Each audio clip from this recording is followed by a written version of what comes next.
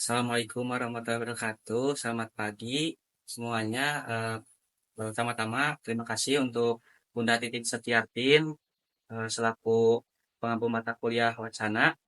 Di sini saya dari kelompok 2 Wacana akan mempresentasikan mengenai wacana dan wacana bahasa dan wacana non bahasa. Untuk pemateri pertama akan disampaikan oleh Hovifah. Kepadanya dipersilakan. Dua baik, terima kasih pada moderator yang telah mempersilahkan saya. Saya di sini akan menjelaskan mengenai wacana bahasa. Wacana bahasa ini yaitu satuan bahasa yang melampaui batasan kalimat. Dapat berupa tulisan ataupun lisan. Nah, wacana ini mencakup bentuk komunikasi yang memiliki makna utuh dan dapat dipahami dalam konteks sosial, budaya, dan konteks tertentu. Nah, wacana bahasa ini dapat berupa percakapan sehari-hari, artikel, pidato, ataupun ceramah, dan sebagainya. Nah, elemen kebahasaan sebagai pembentuk wacana ini terdiri dari berbagai unsur. Ada dua unsur. Yang pertama yaitu unsur gramatikal wacana bahasa, dan yang kedua unsur non gramatikal wacana bahasa. Unsur gramatikal wacana bahasa ini terdiri atas kata, frasa, pausa, kalimat, dan paragraf. Nah, kata ini merupakan unit dasar dalam bahasa yang memiliki makna. Dalam konteks wacana, pemilihan kata ini sangat penting karena akan mempengaruhi persepsi dan interpretasi makna. Lalu yang kedua ada frasa. Frasa ini kumpulan kata yang berfungsi sebagai bagian dari kalimat, tetapi tidak memiliki predikat. Dalam konteks wacana, pemilihan frasa ini sangat membantu dalam memperkaya makna wacana. Lalu yang ketiga ada pausa. Pausa ini yaitu satuan gramatikal yang lebih kompleks, terdiri atas subjek dan predikat, dan bisa berdiri sendiri dan bisa menjadi bagian dari kalimat juga. Selanjutnya ada kalimat. Kalimat ini yaitu kombinasi pausa yang membentuk pernyataan lengkap dengan makna yang jelas. Kalimat ini adalah unit terbesar dari tataran gramatikal yang dapat menyusun bentuk wacana. Lalu yang terakhir ada paragraf. Paragraf ini adalah kumpulan kalimat yang saling terkait dan dapat disusun dan mengembangkan dan dapat disusun sebagai wacana dalam bentuk wacana, juga dapat mengembangkan satu gagasan pokok. Lalu yang kedua unsur non gramatikal wacana bahasa. Itu ada dua, tanda baca dan gaya bahasa. Tanda baca ini dalam wacana tertulis dapat berupa tanda baca titik, tanda seru, tanda koma, tanda tanya. Nah, hal itu berfungsi sebagai makna, penekanan, atau jeda yang dapat dipahami oleh si pembaca. Lalu yang kedua ada gaya bahasa. Gaya bahasa di sini itu seperti penggunaan majas. Ada banyak majas seperti misalnya majas hiperbola, personifikasi, lalu majas metafora gitu. Dan majas tersebut itu memiliki fungsi sebagai memberikan fungsi sebagai nuansa emosional pembaca. Terima kasih pemateri dari saya kembalikan pada moderator. Terima kasih kepada Saudara Hovifah yang telah menyampaikan materi pertama. Untuk yang selanjutnya ada pematerian kedua ya dari Lia Mutiara mengenai wacana non bahasa. Kepadanya dipersilakan. Terima kasih kepada moderator yang telah mempersilahkan saya untuk menyampaikan materi wacana non-bahasa. Wacana non-bahasa melibatkan komunikasi yang tidak hanya berbasis pada bahasa verbal, tetapi juga melibatkan elemen-elemen non-linguistik seperti gerakan tubuh, ekspresi wajah, dan tanda-tanda non-verbal lainnya. Ini sering muncul dalam konteks wacana lisan, di mana bahasa lisan digabungkan dengan tanda-tanda non-bahasa untuk membentuk makna. Konteks situasi dalam peristiwa komunikasi non-bahasa ada 4. Yang pertama, partisipan, yaitu orang-orang yang terlibat dalam peristiwa komunikasi.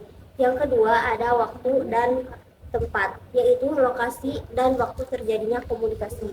Yang ketiga ada amanating, yaitu pesan atau tujuan yang ingin disampaikan oleh komunikator. Yang keempat ada adegan, yaitu latar belakang emosional yang menyertai peristiwa komunikasi. Tadi juga disebutkan bahwa wacana non bahasa juga merujuk pada elemen-elemen non-linguistik, yaitu ada bahasa tubuh. Yang kedua ada visual dan gambar. Yang ketiga ada intonasi dan nada suara. Yang keempat ada ruang dan gerak. Sekian yang dapat saya sampaikan. Saya kembalikan kepada moderator. Terima kasih kepada Saudara Lia yang telah menyampaikan materinya dengan baik.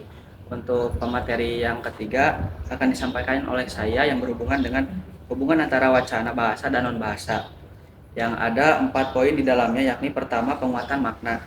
Penguatan makna, wacana non-bahasa seringkali digunakan untuk memperkuat atau menambah makna dari suatu bahasa atau percakapan. Misalnya dalam presentasi visual seperti grafik atau diagram dilengkapi penjelasan yang lebih informatif, yang lebih jelas dan mudah dipahami. Lalu yang kedua ada konfirmasi dan penegasan. Isyarat non-bahasa seperti ekspresi wajah, nada, suara dapat menegaskan atau mengkonfirmasi makna yang disampaikan melalui bahasa. Hal ini membantu penerima pesan atau orang yang mendengarkan pembicara memahami emosi atau sikap sang pembicara. Yang ketiga ada konteks dan interpretasi. Nah, wacana non-bahasa seringkali memberikan konteks tambahan yang mempengaruhi bagaimana wacana itu diinterpretasikan. Konteks visual atau situasional dapat membantu memahami maksud sebenarnya dari kata-kata yang diucapkan. Lalu yang keempat ada mempermudah pemahaman. Nah, penggunaan wacana non-bahasa dapat mempermudah pemahaman informasi yang lebih kompleks atau abstrak. Visualisasi atau demonstrasi langsung seringkali membuat informasi lebih mudah dicerna dibandingkan hanya dengan melalui penjelasan verbal. Sekian poin-poin dari hubungan antara wacana bahasa dan non bahasa. Pematerian selanjutnya akan disampaikan oleh Femi mengenai contoh-contoh yang telah saya sebutkan sebelumnya. Kepada Saudara Femi dipersilakan. Baik, terima kasih kepada moderator yang sudah mempersilahkan saya untuk menjelaskan mengenai contoh hubungan bahasa dan non-bahasa. Yang pertama tadi ada penguatan makna. Seperti yang sudah dijelaskan oleh Saudara Riki, bahwa penguatan makna dalam wacana non-bahasa sering digunakan untuk memperkuat atau menambah makna dari wacana bahasa. Contohnya misalnya seperti dalam presentasi tentang hasil survei. Pembicara mungkin akan menjelaskan data dengan kata-kata, dan sementara grafik yang ada di layar itu akan menunjukkan gitu tren yang dibicarakan, sehingga akan memperjelas atau memperkuat informasi yang akan disampaikan. Nah, lalu yang kedua tadi ada konfirmasi dan penegasan. Nah, isyarat non bahasa seperti ekspresi wajah atau nada suara dapat menegaskan atau mengkonfirmasi makna yang disampaikan melalui bahasa. Contohnya, saat seseorang mengatakan saya senang mendengarnya dengan ekspresi atau dengan ekspresi ada senyuman dan juga nada suara yang ceria. Ekspresi tersebut merupakan ekspresi non bahasa yang mengkonfirmasi bahwa mereka benar-benar merasa bahagia, bukan hanya sekedar formalitas saja. Lalu yang ketiga ada konteks dan interpretasi. Nah, wacana non-bahasa ini sering memberikan konteks tambahan yang mempengaruhi bagaimana wacana bahasa diinterpretasikan. Contohnya, dalam sebuah film, ada dialog antara karakter yang mungkin dilengkapi dengan gerak, lalu ada latar belakangnya, yang menambah dimensi pada cerita dan membantu penonton memahami situasi dan memahami alur yang sedang diceritakan. Lalu yang terakhir ada mempermudah pemahaman.